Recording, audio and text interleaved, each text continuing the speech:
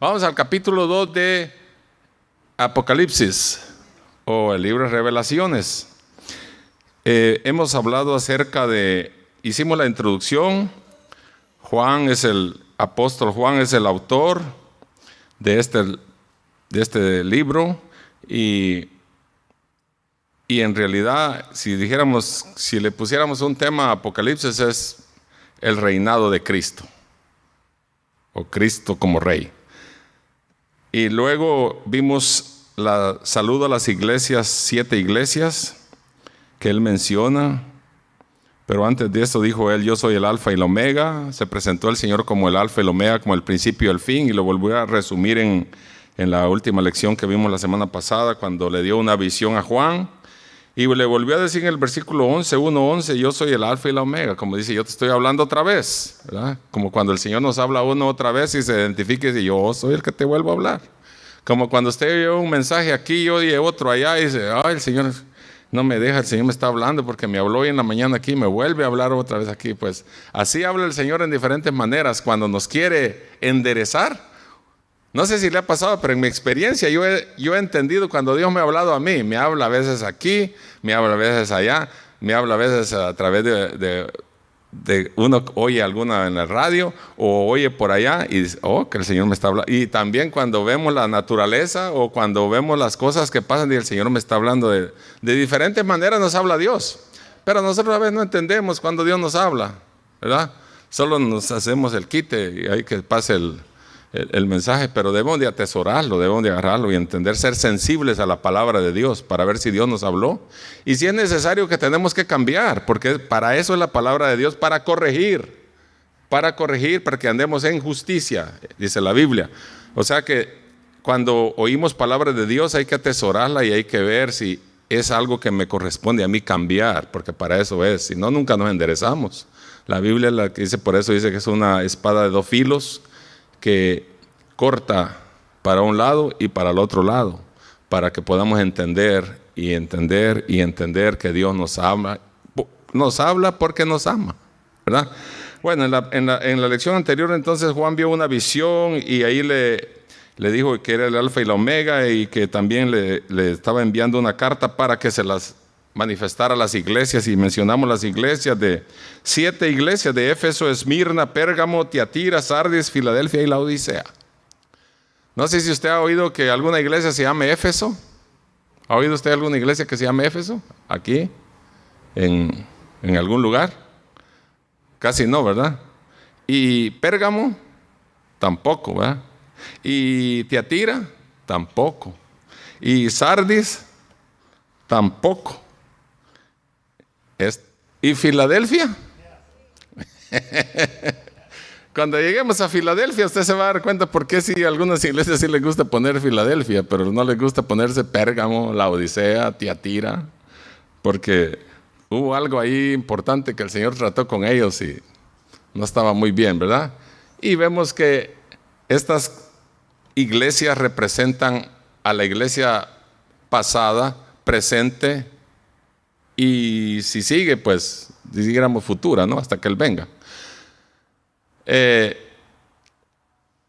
Las épocas en que ha vivido la iglesia, y yo creo que ahorita que vamos a leer la de Éfeso, parece que estamos como que estuviéramos un poco por ahí, nosotros también como iglesia de Cristo. Por eso Él dijo que iba a Él estar en medio de ellas, cuando habló acerca del último versículo del 20, cuando lo leímos, dice, vamos a leer el 19 para que usted entienda un poquito el versículo del capítulo 2. Escribe las cosas que has visto y las que son y las que han de ser después de estas. El misterio de las 7 estrellas que has visto en mi diestra y de las 7 candeleros de oro. Las 7 estrellas son los ángeles de las iglesias, o sea, son los mensajeros, los pastores, los que estaban a cargo de estas iglesias. Y los 7 candeleros que he visto son las 7 iglesias, y cada candelero representaba una iglesia que estaban en Asia, lo que significa ahora en el presente tiempo Turquía, ¿no? Así se conoce ahora. Entonces de ahí entra ahora el mensaje a las 7 iglesias y comienza con la iglesia de Éfeso, y vamos a explorar a la iglesia de Éfeso. ¿Qué pasó con la iglesia de Éfeso? En una carta de Jesús a la iglesia de Éfeso, enfatiza su labor, pero también está señalando un declive en el amor inicial por él.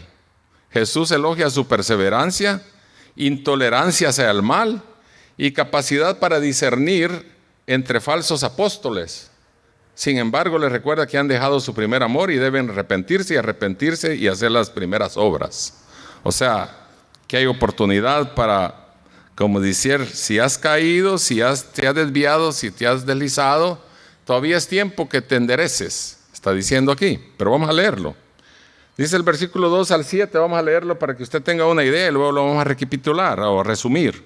Dice el versículo 1, escribe al ángel de la iglesia en Éfeso, el que tiene las 7 estrellas en su diestra, al que anda en medio de los 7 candeleros de oro, dice esto. ¿Quién es el que anda en medio de los candeleros de oro y el que anda paseándose ahí? Cristo. Ya lo dijo anteriormente en el versículo 20. Yo conozco tus obras y tu arduo trabajo y paciencia, y que no puedes soportar a los malos. Y has probado a los que se dicen ser apóstoles y no lo son, y los has hallado mentirosos. Parece que habían apóstoles o había, como dicen ahora, un pastor dijo, ahora parece que hay un fenómeno de apostolitis. Todos quieren ser apóstoles, y parece que en ese tiempo también habían, pero ellos sabían discernir. La diferencia que vamos a encontrar ahí, que ellos dicen que Dios los encontró, que ellos han sido muy celosos y sabían discernir quién era el verdadero apóstol y quién no. Ahora no, parece que no hay discernimiento, porque todos son apóstoles y la gente a todos los acepta. Dice un disparate aquí y otro allá y el otro allá y gloria a Dios. Y no sabe discernir si realmente es un apóstol del Señor o no. ¿Verdad? Y eso es lo que está marcando aquí, que ellos sí eran estrictos en eso. Dice 3, y has sufrido y has tenido paciencia y has trabajado arduamente por amor de mi nombre y no has desmayado. Mire, los está elogiando. Ahora viene el 4, aquí es donde se arruina la cosa. Pero, ¿cuántos han estado en una actividad donde hicieron muy bien? Donde ustedes construyeron algo, hicieron un plan, hicieron una actividad, todo quedó precioso, pero llega el jefe o llega el que está arriba y llega a chequear cómo usted hizo el trabajo y dice, todo está bien, te felicito por todo lo que hiciste, pero, ya se arruinó la cosa. Quiere decir que no está todo, hay algo por ahí, ¿no? Viste que lo viene elogiando el Señor, y ahí a donde llega el pero, a preposición aquí, pero tengo contra ti que has dejado tu primer amor. Recuerda, por tanto, de dónde has caído y arrepiéntete. Y haz las primeras obras, pues si no, vendré pronto a ti y quitaré tu candelero de su lugar, si no te hubieres arrepentido. Pero tienes esto, que aborreces las obras de las Nicolaitas, los cuales yo también aborrezco. Al que tiene oído, oiga lo que el Espíritu dice a las iglesias. Al que venciere, le daré a comer del árbol de la vida, el cual está en medio del paraíso de Dios. O sea, los elogia. Hay un pero ahí, pero luego le dice, hay oportunidad, arrepiéntete porque todavía es tiempo, porque al que se venciere y al que llegue hasta el final yo lo voy a coronar, yo le voy a dar del árbol de la vida eterna, simboliza. Entonces, yendo ahora, recapitulando esto, creo que vamos a salir más temprano ahora porque esto está más sencillo y usted lo va a entender.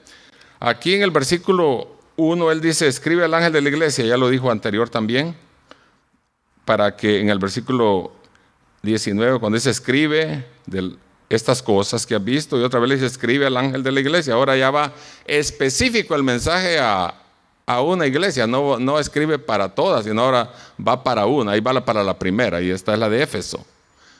Hablando un poquito de Éfeso, un pequeño trasfondito, Éfeso era una ciudad antigua, en el griego quiere decir Éfesos, que significa que era una ciudad muy antigua, muy próspera, comercial, muy a la orilla del mar, pero ahí estaba la idolatría con la diosa, creo que era Afrodita se llamaba. Y entonces todo el mundo era idólatra, y en medio de esa idolatría estaba la iglesia que Pablo había fundado allí, pero en realidad, más que todo, no tiene un significado lingüístico que podamos decir qué quiere decir Éfeso, sino era una ciudad puramente idólatra, antigua, comercial. Esas son sus características nada más, pero que de ahí Pablo vino y fundó la iglesia en medio de esa ciudad con un montón de problemas religiosos, de idolatría, pero que venía a presentarles el verdadero Cristo, al que salva, al que cambia, al que transforma, ¿verdad? Que hemos hablado nosotros también mucho. Y entonces a ese va dirigido ahora la carta. Dice, el que tiene las 7 estrellas en su diestra, que es Cristo, el que anda en medio de los 7 candeleros de oro, dice esto. Ok, aquí es donde comienza el mensaje. Yo conozco tus obras. Jesús reconoce el esfuerzo de ellos, su paciencia, su intolerancia hacia los malvados, o sea, los malos, y su discernimiento de los falsos apóstoles, que lo dijimos ya. Y viene la primera parte, dice, tus obras y tu arduo trabajo. Ellos habían tenido que hacer un gran trabajo, llegando a estar cansados, exhaustos, qué sé yo, para enfrentar a algunos apóstoles, que también había mucho falso maestro y falsos apóstoles y falsos maestros y de todo, y estaban en medio, como decir, como ovejas en medio de lobos, pues. Y les dice a ellos, ustedes han sido buenos creyentes, porque los está alabando primero, y los está felicitando, y los está adulando, diciéndoles que han sido estrictos en la palabra de Dios. O sea, no los está... Una buena enseñanza para aquellos que hacen algo. Hay que ayudarlos en su fe a veces. Uno les tiene que decir, usted está firme en el Señor, yo veo que usted siempre adora a Dios, usted siempre está ahí al pie del cañón y Lo único que necesita es esto y esto y esto. Ahí viene el mensaje, ¿no? Que es lo que el Señor hizo aquí, porque les dice, tus obras y tu arduo trabajo, eso está excelente, les dijo Jesús, porque estaban ellos al máximo en cuanto al discernimiento. Esto los había llevado a agotar todas sus reservas de energía. Luchar contra ellos había exigido tal concentración mental que habían acabado con toda su fuerza. Estaban un poco débiles, pero que estaban en el principio haciendo lo que Dios quería que hicieran. Ahora viene la otra parte y dice, tu paciencia va por partes. Y aquí no se trata de una resignación que acepta lo que venga y agacha la cabeza sin oponer resistencia, sino más bien lo que aquí se describe es una actitud valerosa que acepta el sufrimiento y las pérdidas sin hundirse ni abandonar. La paciencia es un don que no todo el mundo tiene. Algunos se desesperan. Si no, usted vea en el transcurso como una ejemplo de cuando Jesús se fue al cielo y les dijo, vayan al aposento alto y reúnanse allá en Jerusalén, ahí estén hasta que venga la promesa. Y prácticamente del tiempo en que se fue Jesús al cielo y iba a venir la promesa, ellos no sabían cuándo, pero les dijo, váyanse ahí. Vino el Espíritu Santo a los 10 días, prácticamente solo eran 10 días que había que estar ahí. Y se habían convertido un montón. Ya lo dije el otro día. Jesús le había dado de comer como a 4,000 primero, y luego 5,000, y luego 5,000 y después 4,000, y luego sin contar las mujeres y los niños. Era una multitud de gente que andaba atrás de él. Y muchos se habían convertido a él. Muchos habían dejado a Jesús. Habían dejado su primer amor, que era Cristo. Pero ¿qué pasó cuando llegó el día de Pentecostés? ¿Cuántos dice la Biblia que habían nomás? 120. Esos eran la cantidad de discípulos de Jesús. Habían muchos más. Pero ¿qué hicieron? Se fueron yendo. Poco a poco. Entonces muchas veces sucede que nosotros como creyentes hay gente que se convierte a Cristo con una gran emoción, con un gran gozo, con una cosa que uno se queda admirado, cómo quieren servir a Dios, quieren casi hacer todo ellos, pero de repente se esfuman. ¿Dónde está el hermanito que no? Pues ya no está, se fue. O este está apagadito. No, pues antes estaba alegre. Porque cuánta gente no me ha dicho a mí, ay, yo cuando era joven o cuando tenía no sé cuántos años, que yo en la iglesia era aquí, que era allá. ¿Y qué pasó? ¿Acaso ya vino el Señor o ya te moriste? Es que todavía estás vivo. ¿Por qué se te fue el gozo? Eso es lo que está atacando aquí el Señor cuando lleguemos al 4. Se lo estoy anticipando porque ese es el pero que hay allí. O sea, que venimos, se nos va la paciencia porque decimos, bueno, todos los días ir a la iglesia, todos los días hacer esto, o cada vez hacer esto, y como que se vuelve una rutina muy pesada y entonces como que renunciamos a lo que el Señor nos llamó a hacer, o se nos fue el gozo que teníamos cuando nomás venimos a Cristo. Porque ¿cuándo se recuerdan todos cuando nos entregamos al Señor? ¿Quién se recuerda de su primer día? ¿Qué sentían ustedes el primer día? ¿O el segundo día, el tercer día? No, yo me acuerdo en mi niñez y en mi juventud y en mi adultez, yo recuerdo que habían creyentes que aceptaban a Cristo y ahí estaban esperando en la puerta que el pastor abriera ya estaban parados ahí, era un gozo que sentían, un fuego que sentían por estar allí a la entrada de la puerta, porque ellos querían estar aquí alabando a Dios. Pero con el tiempo, ¿y dónde está? No, pues ya no está, ya se le fue el gozo. Y a todos nos ha pasado así, yo no me puedo justificar tampoco, ni voy a creer que a todos se nos ha ido a veces, como que se nos ve el gozo del Señor. Y siempre cantamos el corito aquel, ¿no? El gozo del Señor mi fortaleza es. Pero a veces como que parece que se nos va. Y algunos seguido se les va. Bueno, ¿cuántos son pacientes aquí? Ese don es difícil. Una vez le estaba diciendo a mi esposa y yo, ay, que el Señor me dé paciencia para tal cosa que yo estaba pasando, ¿verdad? Y me dice, no le pidas paciencia al Señor porque más te va a probar, me dice mi esposa un día, con la paciencia a ver si es cierto. Y a veces uno dice, Señor, dame paciencia, pero si usted quiere paciencia, tiene que soportar de todo, porque ellos aquí dice que ellos, aunque estaban llevándola duro, dice que no renunciaban y se mantenían, parecía que el barco se iba a hundir, pero ellos permanecían firmes en el Señor y eso lo está felicitando el Señor. Ustedes han sido pacientes, les dice. Han tenido paciencia para soportar las aflicciones y este montón de gente malvada que está entre medio de ustedes, que los han atacado y los han querido distorsionar, pero ustedes a través del Espíritu han entendido y se han mantenido valientes. Eso es lo que le está el Señor diciéndoles ahí a ellos, paciencia. Y les dice que no pueden soportar a los malos, o sea que tenían un celo y no eran legalistas, porque algunos ahora en este tiempo son legalistas, que quieren que las cosas se hagan como ellos y a veces el legalismo ha venido a hacer una confusión en el Evangelio, porque hay gente que cuando quiere no es tanto que quiera que la gente haga lo que la palabra de Dios dice, sino la manera como él piensa que la gente debe actuar. Y nosotros, ya dije yo que no podemos cambiar a nadie. Dios es el único que nosotros debemos de dejarle las cosas, que Él cambie a la gente y nosotros predicar la palabra tal como está aquí, para que el Espíritu Santo haga la obra en ellos. Pero nosotros no podemos decirle a la gente como aquí que usted tiene que forzar a la gente, no. Ellos tienen que recibir la palabra y el Espíritu Santo hará la obra en sus corazones, es lo único. Expresa el celo que tenían de los efesios en su cuidado de la disciplina dentro de la iglesia, o sea que eran celosos por las cosas de Dios. No les gustaba que se hicieran cosas que estaban en contra de la palabra de Dios, de lo que se les había dado. Así como les pasó una vez, ¿no?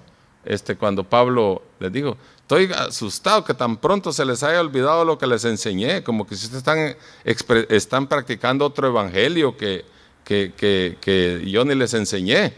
Pero ustedes les dijo, no se aparten, porque aunque viniera un ángel del cielo predicándoles un evangelio diferente, no puede pasar eso, porque ya fue predicado tal como es por Jesucristo, y eso es lo mismo que yo les vengo a decir a ustedes, ¿verdad? Bueno, otra, dice, seguimos el versículo 2, dice, has probado a los que dicen ser apóstoles y no lo son, y los que han hallado mentirosos. Yo no sé si para usted le parece un poco familiar ese ambiente de apóstoles, como le dije anteriormente, porque habían unos ahí que hacían cosas como si eran apóstoles, pero no eran apóstoles. Y ellos podían discernir quién era el verdadero apóstol y quién no era apóstol. Y hablando de paso, el último apóstol fue el hermano Juan, el que escribió ese libro, fue el apóstol Juan, ¿verdad? De ahí para allá no hubo mención de apóstoles durante casi 1900 años, hasta en 1990 que empezaron con con una peste ahí que de apóstoles, ahora todos son apóstoles, ya nadie quiere ser pastor, no quiere ser evangelista, porque ya no quiere que se le llame evangelista ni pastor, porque parece que es un nivel muy bajo decir que es pastor, ahora tiene que ser o es apóstol o es profeta, pero eso es, que el Señor los ayude, ¿no? Y nosotros podamos discernir también como ellos, porque ellos discernían también quiénes eran verdaderos y quiénes eran falsos. Por eso como empecé a decir el domingo y parece que va conectado con hoy, no nos dejemos llevar solo porque usted oye que alguien, al apóstol fulano, ahora va a hablar, y oye, y qué bonito hablan, casi que lo convencen a uno. Entonces uno cree que son de Dios y están hablando disparates, están hablando cosas que no son fundamentales de la palabra de Dios. Entonces, pero con estos de Éfeso no habían cosas de engaño, porque el Señor mismo le está dando fe aquí, dice, ustedes han sabido discernir. Tenemos que pedirle al Señor discernimiento a nosotros. ¿Cómo le he pedido yo al Señor toda mi vida? Le he pedido, no, aquí les confieso yo. Todos los días le pido discernimiento al Señor cada vez que me levanto. Señor, hoy voy a caminar, voy a ir a trabajar, voy a hablar con gente hoy, todos los días hablo con gente y con esto y con lo otro, pero dame discernimiento, tanto lo que yo hablo como lo que me hablan, que yo pueda discernir tanto lo espiritual como lo que edifica y lo que no me edifica, porque por eso es que caemos en trampas a veces, porque no podemos discernir y aquello que nos parece atractivo nos mete y es una trampa y caemos en la trampa. Lo que no sabemos decir, qué bonito, y mire esto, y que mire, hasta en los negocios tenemos que discernir, hasta en el trabajo, hasta en cualquier ambiente en que estemos, que el Señor nos dé discernimiento, y especialmente en lo espiritual. También cuando se trata de la palabra de Dios, que cuando alguien predica, que le dé discernimiento, si de veras habló del Señor, o solo vino a hablar de Él, o vino a hablar de cosas que no concuerdan con la palabra de Dios, porque todo lo que se habla, sea un hombre que tenga una posición de pastor, evangelista, apóstol, o lo quien sea, tiene que estar de acuerdo a la palabra de Dios. Eso es todo, conectado con la palabra de Dios. Bueno, no eran incrédulos, sino por el contrario probaban a aquellos que pretendían ser apóstoles. Esto implica que conocían bien la sana doctrina y esto les permitía diferenciar el error. Ellos sabían, ya no voy a detenerme ahí, sabían una cosa y la otra. Y dice el otro punto, y has sufrido y has tenido paciencia, has trabajado arduamente por amor a mi nombre y no has desmayado.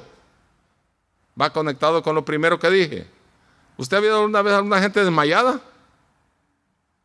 ¿Ha visto una persona desmayada usted? Pero estoy hablando de desmayada físicamente, alguien que se desmaya. ¿Qué hace una persona que está desmayada?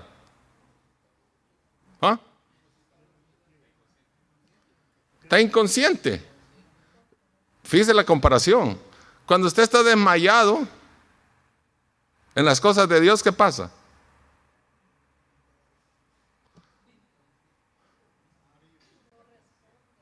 No responde, está dormido espiritualmente. No. Juan, le dicen. No hay ni un Juan aquí. Juan, le dicen. No responde, ni por su nombre, no entiende. Por eso es que no oye la voz de Dios, está desmayado. El que está desmayado espiritualmente no oye la voz de Dios. Está ido, está desconectado de la realidad.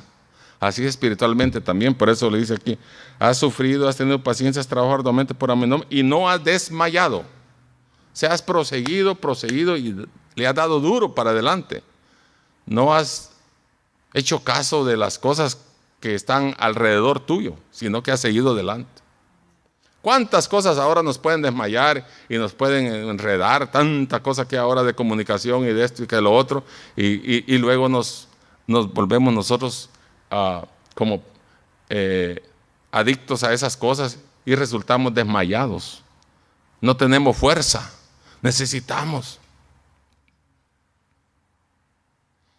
Entonces veníamos con mi esposa en el carro y llegó una persona a su trabajo y dice que la esposa estaba llorando. Ni siquiera había empezado a hablar y ya estaba llorando y le estaba diciendo que han tenido muchas dificultades y que quería arreglar su seguro y que aquí, que allá, Y entonces, cuando empezó a contarle su problema, le dice mi esposa, ¿quiere que cierre la puerta? Voy a orar por usted. ¿Cree usted en Dios? Porque como un lugar público, ahí se supone que no debe hacer las cosas, pero mi esposa dice, yo cierro la puerta y allí nadie oye. Y sí, Y resultó diciendo la señora que ella, su esposo y ella eran pastores antes en Colombia y que por tantas cosas que vieron en la iglesia, dice que se desmayaron y ya no siguieron.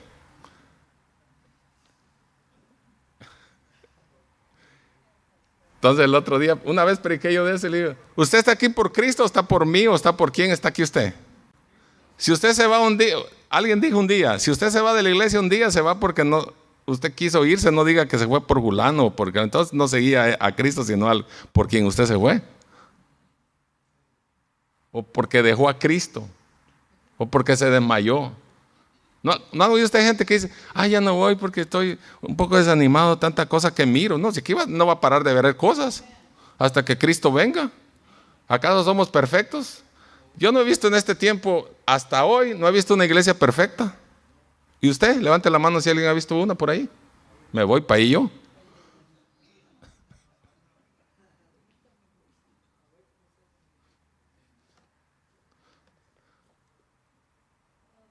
Porque a veces viene gente que, ay, qué bonita la alabanza, pero no me gusta cómo predican. Ay, qué bonito cómo predican, pero la alabanza no me gustó.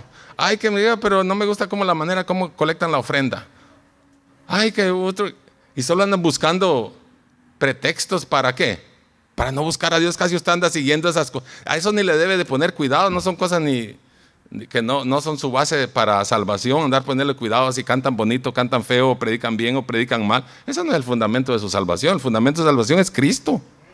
A Él, ponga los ojos en Él, no en la gente. No ándele poniendo ahí cuidado a la gente.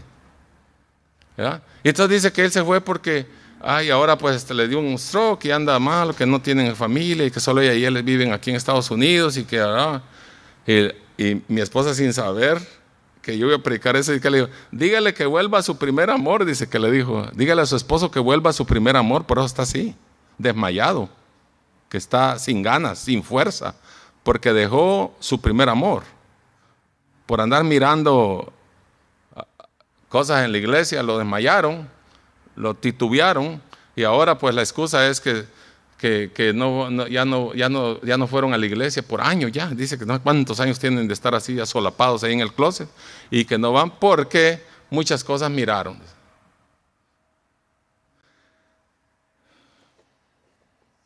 Bueno, ya no mire cosas, mire al Señor. Y luego dice, no pueden soportar a los malos. Una vez que los impostores eran puestos al descubierto, mostraban su absoluto rechazo hacia ellos. Aquí está este hijo de Judas, hijo del diablo. Véngase, en el nombre de Jesús te reprendo, se va afuera en el nombre de Jesús. Limpiaban aquel lugar porque el Espíritu Santo estaba ahí con ellos.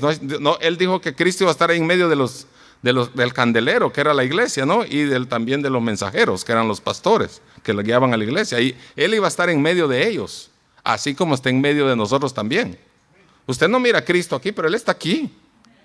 ¿Cuántos saben eso? Algunos creen que porque no lo miran físicamente, ¡ay, qué aburrido estuvo el culto! El aburrido es usted. El que se goza, se goza. El que viene a recibir, recibe.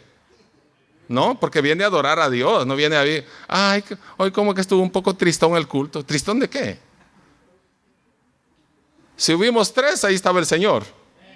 ¿No hay la promesa de esa después? Entonces, el Señor se pase, porque aquí dice que iba a estar en medio de esas iglesias. Él no se iba a mover, dice, iba a estar ahí en medio. Entonces, si nosotros somos herencia de esas iglesias, también el Señor se mueve en nosotros también. El problema es que venimos con un espíritu de, ay Dios, nos miran carita así media rara, todos soñolientos y pensarán, ay Dios, este no inyecta nada de gozo, está todo tristoso. Entonces, porque estamos poniendo la mirada en quién, en la gente. Si usted mira a un triste, vaya a salúdele y diga, alegre, ¿cómo está hermanito? Gloria a Dios en el nombre de Jesús. Y inyéctele un poquito de gozo. Si lo mira desanimado, avívelo allí en el nombre del Señor. Pero no vaya usted también, ay Dios, como que lo miro triste, igual vengo yo. Sí, igual como aquel que le dije que fue la pobre viejita, estaba en el hospital que fíjese, y creyente, eso es cierto, este testimonio que le voy a decir. Fue al hospital y estaba una pobre viejita allá, la tenían entubada, pero estaba consciente ella, pero ahí se oía cuando los pujidos quedaba la pobre con todo. Y le dijo, Y mire, este creyente lo que va a hacer ahí, en vez de ir a orar por ella, en el nombre de Jesús, usted se va a levantar de este lugar, aquí está la presencia. Algo, diga algo así con autoridad y gozo. No ay Dios, hermanita, le dijo, a ver cómo le va, le dice, porque mi abuelita, así como estaba usted estaba cuando murió. Y bueno, ay Señor, dije yo, qué esperanza, qué aliento de vida le va a dar al hospital si en vez de animarla le está contando historias que ella vio parecidas y que se murió el mencionado. ¿Qué le va a inyectar usted a alguien así? Usted le vaya con gozo. Aunque esté desanimado un poquito, pero usted ponga cara de alegre y anime y ore en el nombre del Señor, porque el Señor lo va a respaldar. Él es el que nos respalda, nosotros para hablar así. Okay, yo también a veces me siento todo atarantado, pero yo cuando oro por la gente, yo le digo en el nombre de Jesús, usted se va a levantar. Usted en el nombre de Cristo, hay poder en el nombre de Jesús y trato de inyectar ánimo. Porque el Señor va a hacer la obra en él, pero no yo, pero a través de mí. Pero si yo le hablo todo ahí inclenque, pues qué esperanza le va al pobre, se va a sentir peor.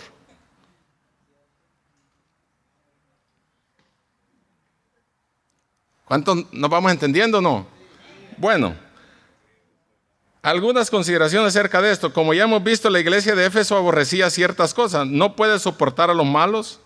Y ha probado a los que se dicen ser apóstoles y no lo son, ya lo vimos, y lo han hallado mentirosos. Aborreces las obras de los nicolaitas, los cuales yo también las aborrezco. Esto nos conlleva a preguntarnos si los cristianos debemos sentir odio hacia ciertas cosas. Y aquí vemos, esto es una de las virtudes que el Señor nos alaba de esta iglesia. Lo importante es que aquellas cosas que aborrecemos sean las mismas que el Señor aborrece. ¿Sí oyó esto? Que lo que el Señor aborrece, entonces nosotros debemos de aborrecerlo. Pero lo que el Señor ama, nosotros debemos de amarlo. Y un detalle importante es que los efesios aborrecían las obras de los nicolaitas, porque estos eran, no da muchos detalles la Biblia acerca de ellos, pero hay diferentes traducciones en cuanto a que ellos eran idólatras o que venían de un nombre de alguien que se llamaba Nicolás y que eran tradicionalmente idólatras y querían desviarlos del camino de Dios hacia este camino, así como hay ahora, ¿no? Que gente que vive en la sana doctrina y es desviado por otras personas porque tienen según ellos un camino mejor, pero no es un camino mejor sino una religión mejor según ellos, porque un camino solo uno hay, ¿no? Como dice el domingo, una iglesia y un camino nomás y una verdad. Por eso dijo Cristo, yo soy el camino, la verdad y la vida. Y en las tres cosas no dijo Jesús, no dijo él, yo soy uno de los caminos, soy uno de la vida, soy uno de los... No, él dijo, yo soy el camino. Y cuando dijo yo soy, es como cerró todas las puertas que hay abiertas de idolatría y de religiones y de religiosidad. Como diciendo, si no entran en este embudo, en este camino, en este caminito angosto, usted está fuera de orden. Poniéndose él como ejemplo, ¿no? Bueno, entonces... Vamos al versículo 4. Pero tengo contra ti, que ya vimos todo lo que los ayudó, los levantó. Pero tengo contra ti que has dejado tu primer amor. ¿A qué se refiere por el primer amor? ¿Cuántos son casados? No levante la mano, ya sé quiénes son. ¿Cuántos cuando se casaron estaban tan enamorados que no habían dónde poner a su esposa? Ahí va para los esposos y las esposas. Y también a las esposas también, porque andaban ahí medias de coquetas también. ¿Dónde te pongo que el sol no te dé? Y que no sé cuánto, y andaba ahí. Era su primer amor, ¿o no? Sus primeros días, su primera vez que andaba con ella ahí. Ay, corría uno. Ay, ya mero se caía uno dando la vuelta para abrirle la puerta del carro. Y ahora si no se apura la deja y... que hay que se vaya de arrastra o como quiera, pero con el vestido de fuera que ahí va cuando está lloviendo, ¿no? Porque no le cerró bien la puerta, ella sola la cerró y le quedó todo el vestido, la punta del vestido abajo. ¿Cuántos han visto eso? Se ríen, pero porque es cierto, ¿eh?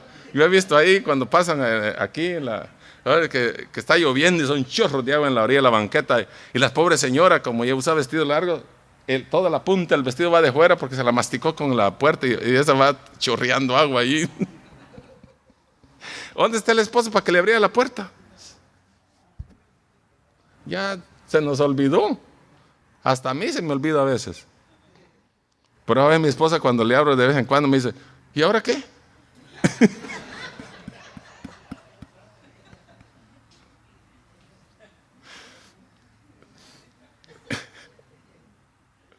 No se secreteen.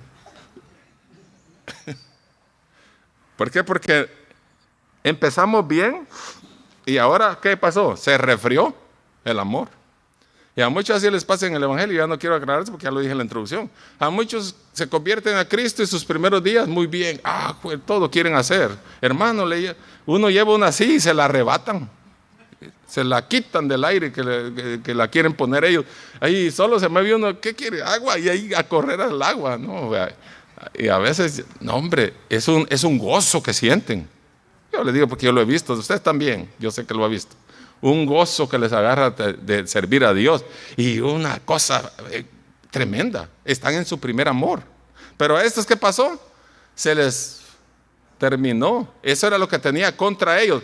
Estaban bien en todo, en la doctrina, en la sana doctrina, resistían todo lo falso y los malos y esto, pero se les había ido el primer amor.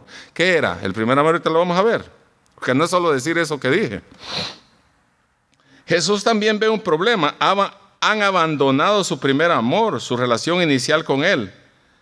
Se pregunta si han perdido el amor por Dios y entre ellos. El problema era que ellos se habían concentrado tanto en odiar lo malo que se habían olvidado de amar lo que el Señor ama. O sea, estaban preocupados en ver que el ataque, como decir, el ataque del enemigo, a ver por dónde venía, los apóstoles falsos y esto, y los mentirosos y los malvados y todo eso. Pero se les olvidó concentrarse en adorar a Dios, en servir a Dios, en amar a Dios. Entonces amaban más las cosas exteriores que a Dios. Eso es lo que está diciendo él aquí. O sea que nosotros debemos de tener cuidado con eso de que se nos olvide por estar ahí queriendo cubrir aquí, cubrir allá y cubrirlo el hueco aquí o allá se están metiendo, tapémoslo aquí, tapémoslo allá. Eso como que nos pone exhaustos, cansados y ya se nos olvida que hay que amar a Dios, ya nos olvida hasta orar, decir Señor, te amo Padre, gloria a Dios, gracias Señor. No, porque anda cuidando, entonces se les olvidó lo más importante. No puede haber otras cosas más importantes que Dios. Ese es tal vez se refiere al primer entusiasmo que tenían cuando descubrieron el amor de Dios y se convirtieron. No sé cuántos se sintieron así cuando se entregaron al Señor. Ya hice la pregunta. Quizás con el paso del tiempo, la primera generación, aquí vienen unas consideraciones nomás, pero no quiere decir que eso fue, ¿no? Quizás con el paso del tiempo, la primera generación de creyentes había muerto y los nuevos convertidos ya no tenían el mismo celo por las cosas de Dios. Y eso ha pasado ahora en ese tiempo, ¿no? Por ejemplo, usted me pregunta a mí cómo era el Evangelio, cómo se servía a Dios en los 60 y los 70, yo le puedo decir. Y yo noto la diferencia ahora con la gente y cómo servimos a Dios. En el 60 y el 70 no se servía a Dios como ahora. Era diferente, pareciera que era otro Evangelio. La gente dejaba todo por servir a Dios. Ahora no, primero es todo y después es Dios. Ahí está, ahorita estamos al revés. Por eso uno nota la diferencia. Porque la gente se vivía por servir. No sé, yo no sé de dónde. Ahora yo me pregunto con el estilo de ahora, ¿qué hacían esto de diferente? Que ¿cómo es que tenían tiempo para servir y adorar a Dios y ahora no tenemos tiempo? Es lo que yo me pregunto. Hay un contraste en mi mente, pero obviamente ahí voy a vivir con ella todo el tiempo porque no me la voy a poder contestar.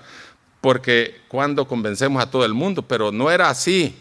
Yo me recuerdo que en los 60s y 70s no era así. Y una vez se los digo, para los que no eran creyentes en ese tiempo, yo sí. Y entonces yo miraba la diferencia, cómo era la gente. Y venía y trabajaba y iba a la vigilia, y oraba y ayunaba y acá no le importaba y ellos iban. Y ahora, digo yo, ¿qué pasa con nosotros? Que va a haber alguna actividad y estamos... Mire hermano, le voy a decir una verdad, y usted hasta se va a reír, ríase si quiere. Pero los hermanos hacen un gran sacrificio, ahí ponen el anuncio en la pantalla, un mes, cuando va a haber una actividad y lo ponen en el boletín y lo ponen en el internet y lo ponen en la aplicación y lo ponen por todos lados. Y todavía andan hermanos preguntando al mes cuando ya pasó la actividad, yo pensé que los bautismos iban a ser hasta la otra semana. O sea, ni atención le ponen a los anuncios. Sonríase para que Cristo lo ama todavía. Ni atención le ponemos a eso. Y los hermanos allá de la tecnología, mire, haciéndose pedazos, unos anuncios tan preciosos que salen ahí. Ahora hasta la voz inteligente que sale ahí, como se oye, como parece locutor. ¿Cómo se llama esa voz, pastor yo? Esa voz que se pone ahora en los anuncios.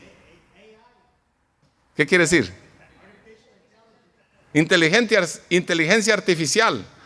Ponen una voz ahí, si no se ha oído usted en los anuncios, una voz tan bonita, y ponen de mujer y de hombre, y precioso. No importa la voz que oigan los hermanos, no le ponen atención al anuncio. Si es artificial o es en vivo, o es a todo color o como sea. Al siguiente mes ahí andan preguntando, ay, yo pensé que las nuevas clases de membresía eran hasta el otro mes.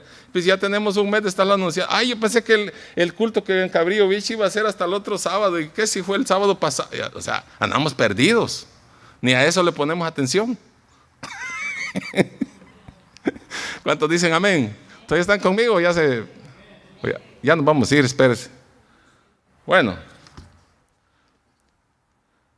Entonces, posiblemente era otra generación. Puede referirse también a que ya no amaban entre ellos como lo hacían antes, o que no amaban las almas perdidas, ni se preocupaban por predicarles el evangelio. Ya estaban fríos, pues, como dije anterior. Todas eran probabilidades, ¿no? Probablemente a lo que se refiere el texto en Apocalipsis cuando dice que habían dejado su primer amor, era que habían dejado de amar a Dios por encima de todas las cosas. Fijémonos que no dice que habían dejado de amar, sino que habían dejado su primer amor, a Cristo. Su amor por el Señor había quedado relegado a otra posición y no era lo más importante para ellos. Como ahora usted le pregunta a cualquier creyente, hasta los no creyentes, ¿usted ama a Dios? Ah, sí, yo sé. Ya hasta lloran cuando se refiere uno a Dios, pero no lo aman de corazón, solo una mentalidad, como dije el otro día. Bueno, vamos al versículo 5, porque ya vamos a ir terminando. Recuerda, por tanto, de dónde has caído y arrepiéntete y haz las primeras obras, pues si no, vendré pronto de ti y te quitaré tu candelero de su lugar si no te hubieras arrepentido. Ok. Jesús ahora ya lo descubrió, ya les dijo que lo dejaron, su primer amor, ¿no? Ya. Entonces, ¿qué hay que hacer uno cuando uno está alejado, que ya está desmayado, que ya está todo hecho trizas? ¿Qué tiene que hacer ahora para volver a Dios? ¿Cuál es el primer punto? Ahí, el versículo 5. Arrepiéntete. Otra vez creemos que cuando nos hemos convertido al Señor, ya no necesitamos arrepentirnos.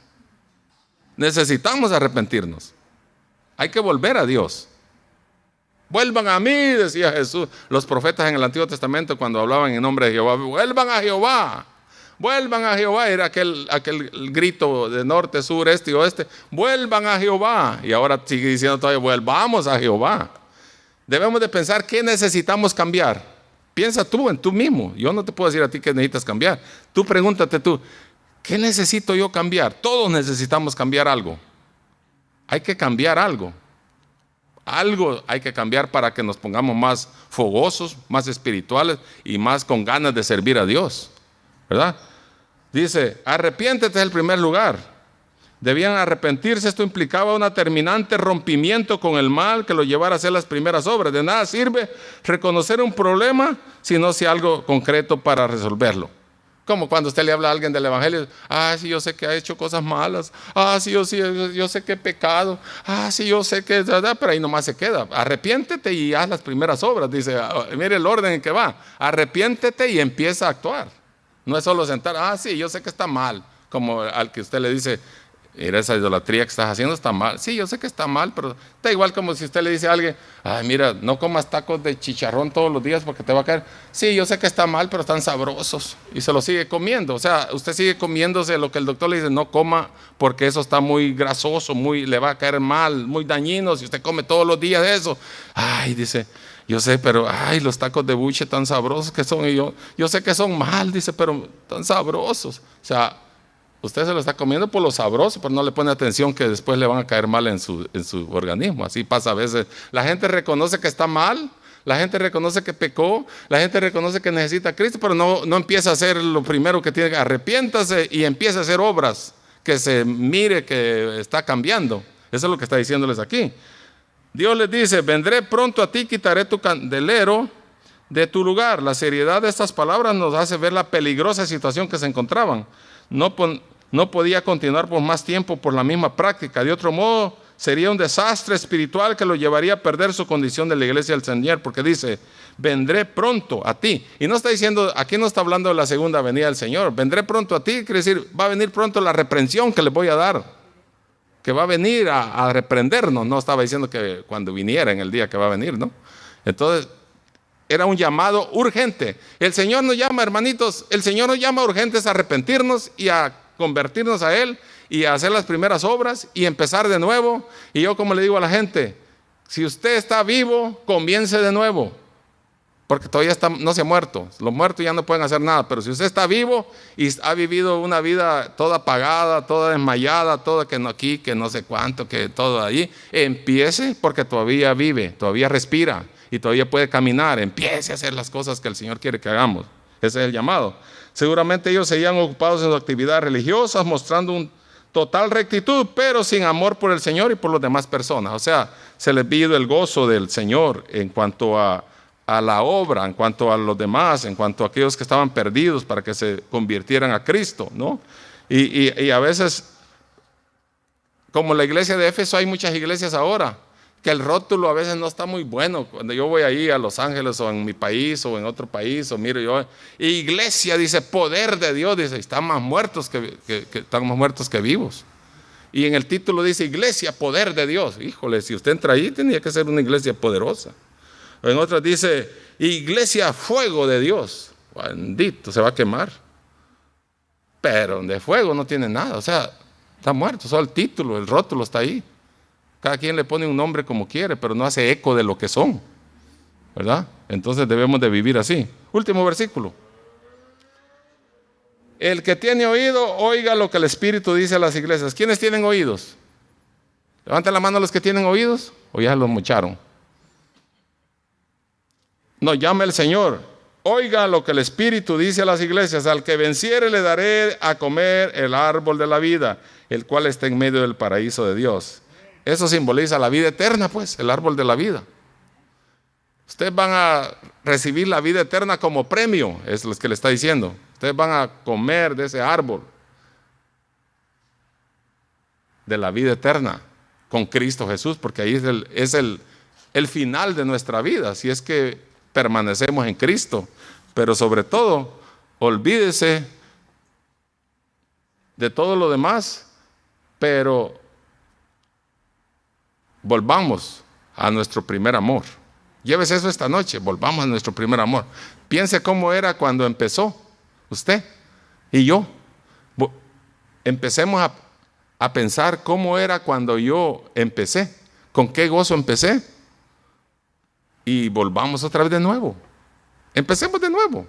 Yo les animo a que empecemos de nuevo. Si usted hacía muchas cosas antes cuando empezó y sentía gozo y aquello que lo movía, empiece de nuevo y pruebe a ver cómo se siente comenzar otra vez y va a ver qué bonito se siente, ¿verdad?